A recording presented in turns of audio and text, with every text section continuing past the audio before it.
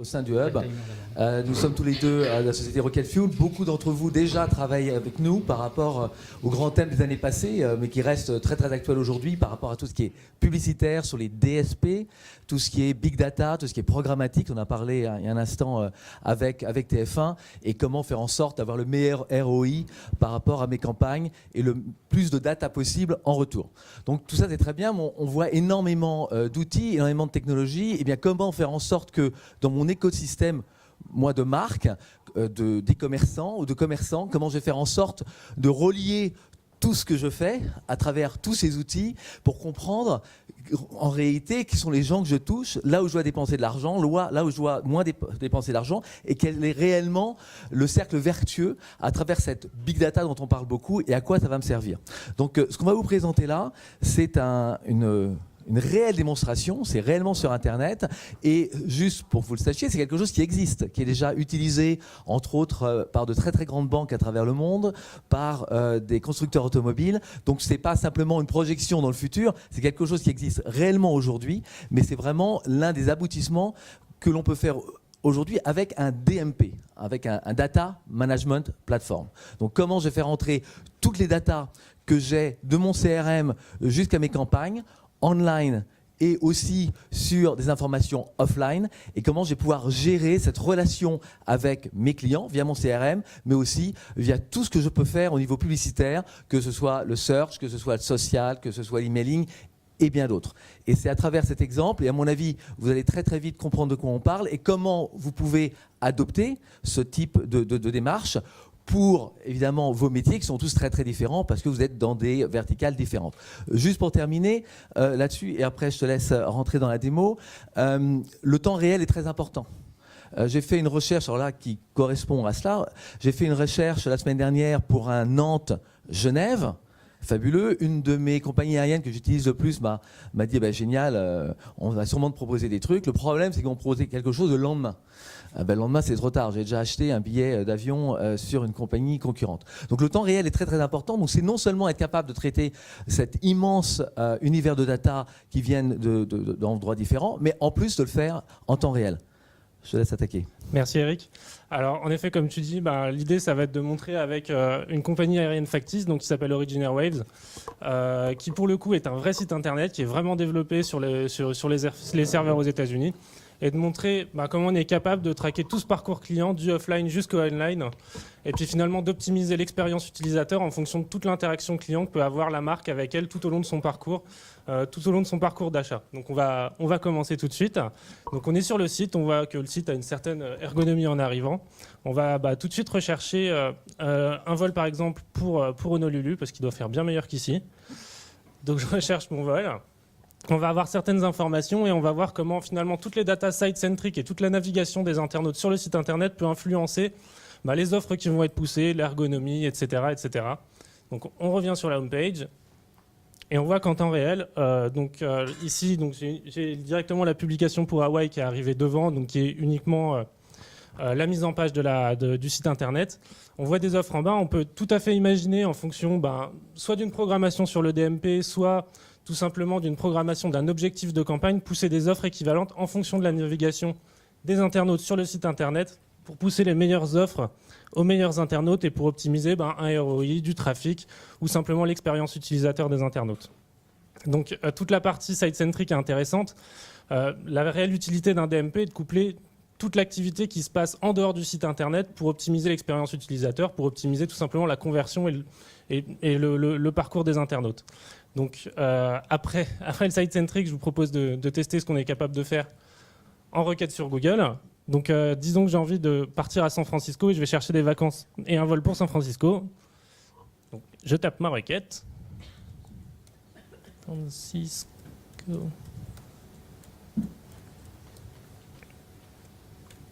Normalement, il n'y a pas de faute. Donc on va voir que tout simplement la requête Origin Airwaves arrive en lien sponsorisé sur la partie payante en deuxième partie. L'idée encore une fois va être capable de récupérer les informations qu'on a envie d'avoir et que sur l'action de clic, donc le DMP va être connecté à AdWords, va récupérer l'information et sur les mêmes paramètres qu'on a expliqués pour du site-centric, récupérer les données de navigation et de requête sur Google pour adapter l'expérience client, les offres qui vont pousser, toujours dans cet aspect de temps réel. Donc on voit qu'en temps réel, encore une fois, en fonction de la requête, encore une fois, l'ergonomie du site, c'est optimisé sur San Francisco. Mais également, la recherche, c'est préprogrammé en fonction de la requête que j'ai faite sur Google. À savoir, il a identifié que j'étais à New York, par exemple, et que j'étais intéressé par un vol à San Francisco. Donc c'est une chose qui est déjà assez impressionnante. On est tout à fait capable de pousser également n'importe quelle offre, encore une fois, de partenaires, d'hôtels, de location de taxi, de à peu près tout et n'importe quoi, en fonction des objectifs du client, en fonction des objectifs de la marque. Donc voilà, par exemple, donc je vais rechercher mes vols et mes horaires pour San Francisco. Donc voilà, on arrive sur les horaires, comme tout à l'heure. L'idée maintenant est de montrer comment adapter toute cette data-là à de la publicité online. Désolé. À de la publicité online et comment un DMP qui fonctionne en temps réel. Quand on parle d'aspect de temps réel, c'est primordial. Il faut savoir que sur un bon DMP, le temps qui se passe entre une requête, entre la récupération de l'information et le traitement de l'information se passe en 150 millisecondes. Donc on est vraiment sur de la notion de je cherche et ce qui se passe tout de suite. Donc on va aller sur un site de météo parce que j'ai envie de voir quel temps il va faire à San Francisco. La requête ODSP, donc le DMP qui va être plugué à la plateforme publicitaire, se fait encore une fois en temps réel et on voit que la publicité a directement été mise sur le site de météo en fonction de ma requête qui a été faite sur le site de manière complètement immédiate. Donc pour vous montrer que c'est une démo live, on va tout de suite rechercher sur une autre destination. Par exemple à Honolulu, là où je voulais partir tout à l'heure. Donc je fais ma requête. On regarde encore une fois les tarifs, les vols. On retourne sur le site de météo et on voit qu'en temps réel, la bannière publicitaire a été adaptée en fonction de mes requêtes. Alors, c'est très bien de pouvoir adresser la dernière requête au bon moment, mais encore une fois, il faut voir plus loin qu'uniquement de réadresser un message publicitaire. C'est-à-dire qu'on parle beaucoup de remarketing ou de retargeting. L'idée est d'être capable de comprendre quand l'internaute a réalisé son acte d'achat et d'arrêter de pousser des produits qui ont déjà été consommés. Mais quand on va parler d'arrêter de pousser des produits qui ont été consommés après l'avoir acheté, c'est après l'avoir acheté online, mais également après l'avoir acheté en boutique. C'est-à-dire qu'on est capable de récupérer l'information d'un magasin, d'un lieu de vente physique, de la remonter dans les serveurs, dans le DMP. Le DMP va transmettre l'information en temps réel que l'achat a été exécuté. Donc au lieu de repousser le produit, on va soit arrêter de pousser le produit, soit pousser tout simplement de la profondeur de gamme ou d'autres produits annexes, et tout ça pour arriver à des meilleures conversions. Donc par exemple, si j'ai acheté un canapé hier, ça ne sert à rien de me pousser des offres canapé. Exactement. Par contre, ça va être intéressant de m'offrir un home vidéo, des tables basses ou un fauteuil, et à des gammes de prix différents par rapport au prix du canapé que j'ai acheté et aussi par rapport à ce qu'on sait de moi sur le CRM. Tout à fait, oui. Et de tout ce qu'on a vu sur le parcours Internet et sur le parcours du site Internet également. Donc, on retourne sur le site Internet. Finalement, le levier d'après à étudier, qui est un levier très intéressant sur le digital et dont on a un peu entendu parler depuis aujourd'hui, c'est l'aspect social media. Donc maintenant, quasiment toutes les marques ont une page fan. Le problème des pages fans ou des followers sur Twitter, tout simplement, c'est que ça reste encore une partie qui est un petit peu cloisonnée, à savoir, on a une base de fans, qu'est-ce qu'on en fait, comment on les exploite, sachant que globalement, tous les fans, on sait que ne sont pas forcément des clients, mais marquent un attachement à la marque. L'idée doit être capable de pouvoir communiquer avec eux, à savoir leur pousser de l'information en fonction tout simplement de la navigation sur Internet, et pas uniquement de récupérer de l'information du social media, à savoir j'aime telle page, j'aime telle page, j'aime telle page, mais également de réexploiter cette data social media sur le site Internet et encore une fois d'en faire un club privilégié, de leur pousser des offres intéressantes, de leur pousser des promotions, etc. etc. Donc on va aller sur Facebook, donc sur une application qui a été développée pour Origin Airwaves, donc on voit que c'est vraiment Facebook, vu que Joseph c'est moi. Donc on voit tout de suite une bannière publicitaire, c'est une fan gate tout simplement qui va inciter à devenir fan pour montrer l'attachement à la marque sur la page Facebook et montrer qu'on est fan de Origin Airwaves, qui est ici un peu adapté à Honolulu en fonction de la charte graphique qu'on peut voir. C'est un peu subliminal. C'est un peu subliminal, oui, mais on peut voir, on va tout de suite étudier déjà comment l'information de navigation, de search, offline, tout ce dont on parlait jusqu'à présent peut influencer également le social media. Donc on retourne sur Origin Airwaves. Je vais chercher finalement un vol pour Porto Rico. Donc voilà, j'ai encore une fois mes horaires, je retourne sur la homepage. Donc on voit ici que, encore une fois, la homepage s'est adaptée en fonction de ma requête, tout ça en temps réel. Je retourne sur Facebook et on voit qu'ici la création a été adaptée en fonction de ma dernière requête sur Internet, sur le site Internet, mais encore une fois, on pourrait tout à fait l'imaginer en fonction de tout un comportement online, offline, que ce soit sur différents sites parce que la personne a été traquée, sur le site Internet, sur Google, sur du offline. Donc, encore une fois, récupérer l'information de l'utilisateur, c'est bien. Ce qui est encore mieux, c'est tout simplement d'exploiter cette base fan. Et une fois qu'on a incité, par exemple, la personne à venir, pour le pousser à devenir fan, on peut très bien, par exemple, imaginer sur l'application de proposer 20% de discount en temps réel et de dire, si tu deviens fan de notre page, on va te proposer des offres exclusives ou ce genre de choses. Donc je vais liker ma page. On est heureux de le suivre, de le traquer, mais à un moment donné, on veut qu'il achète, quoi. Exactement, et l'idée, encore une fois, c'est bien d'avoir des fans, mais pourquoi ? C'est bien d'avoir des followers, mais pourquoi ? Tout simplement, c'est pour marquer un engagement à la marque. Donc cet engagement, on va essayer de le pousser par différentes offres promotionnelles. Alors sachant que tout ça couplé avec du big data, et on est capable quasiment de savoir le bon moment pour réellement pousser une offre quasiment définitive à quelqu'un. Donc ça n'a pas été fait avant parce qu'on voyait que la personne essayait différentes choses, mais à un moment donné, elle retourne plusieurs fois sur San Juan et on se dit, là, allez, il faut que tu décides, sinon tu ne décideras jamais. Donc aider la personne à se décider et du coup lui pousser quelque chose qui va faire en sorte qu'elle va se décider, allez, c'est bon, je pars à San Juan. Donc on retourne sur le site, j'ai mon vol pour Porto Rico, je recherche les vols. Et en temps réel, on voit que les 20% de réduction qui ont été attribués parce que je suis devenu fan ont été directement impliqués sur la requête, sur le site internet, parce que j'ai recherché mon vol. Encore une fois, c'est en 150 millisecondes que toutes ces opérations se réalisent. Donc quand on parle de temps réel, c'est vraiment du temps réel.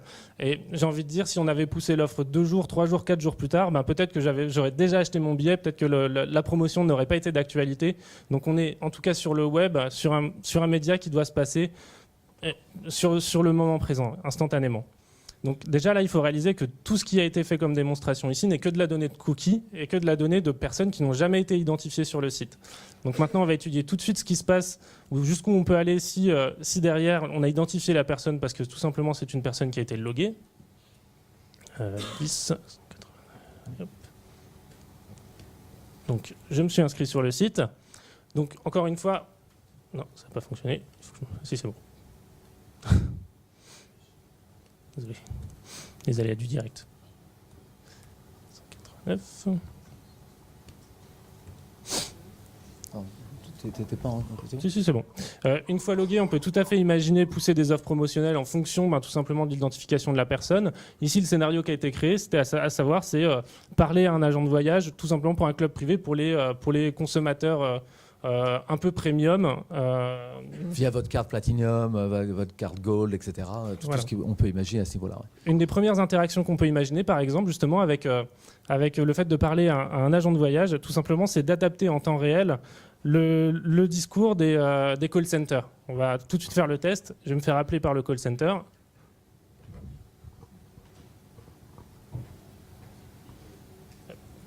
Ça peut bien cliquer. Ça devrait fonctionner.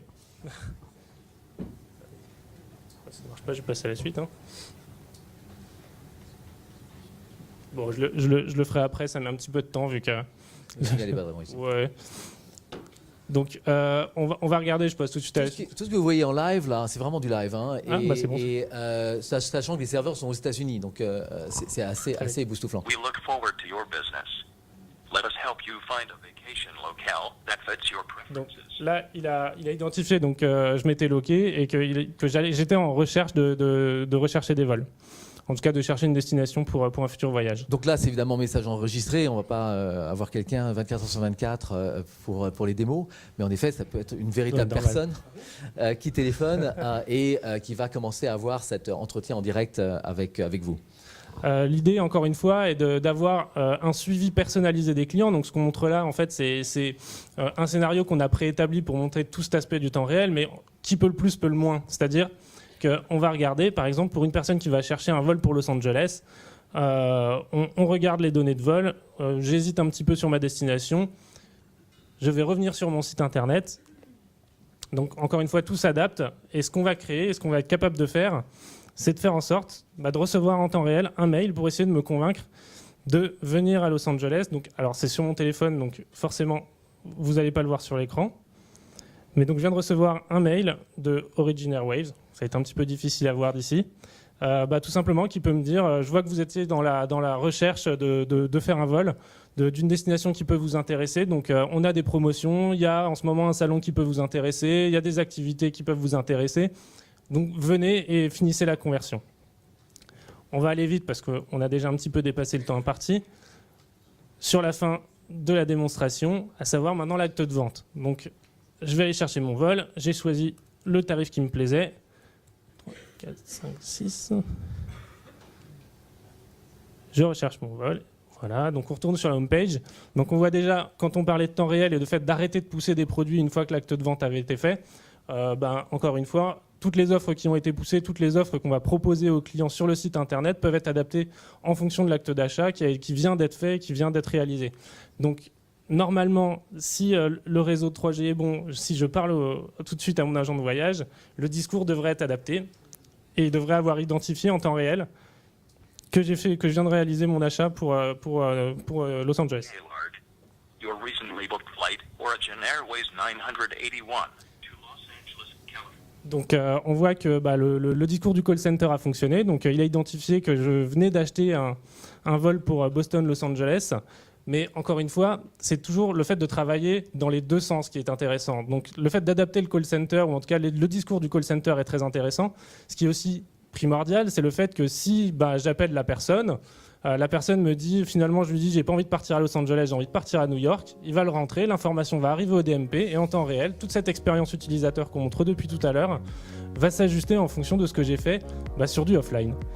Donc l'idée de tout ça, c'est évidemment de redonner le pouvoir aux marques pour pouvoir que tout ce que vous dépensez comme argent, tout ce que vous investissez par rapport à vos utilisateurs, à vos clients, revienne dans votre écosystème, que vous soyez capable de le traquer. Il y a beaucoup de débats post-click, post-view, first touch, last touch, etc. Plus de ceci, plus de cela. Là, vous avez tout sous la main, vous voyez exactement ce qui marche et puis vous pouvez multiplier, la machine vous aide à le faire, les scénarios à l'infini. Parce que peut-être si j'ai acheté en effet un canapé avant-hier et qu'une autre personne elle a acheté l'home vidéo, finalement on a peut-être des profils suffisamment différents pour offrir quelque chose de complètement différent à l'un et à l'autre, et ça sur autant d'individus qu'on peut l'imaginer. Donc on est très très loin aujourd'hui du media planning, c'est vraiment du success planning personne par personne et scénario par scénario. Merci à tous. Merci beaucoup, merci pour cette démonstration.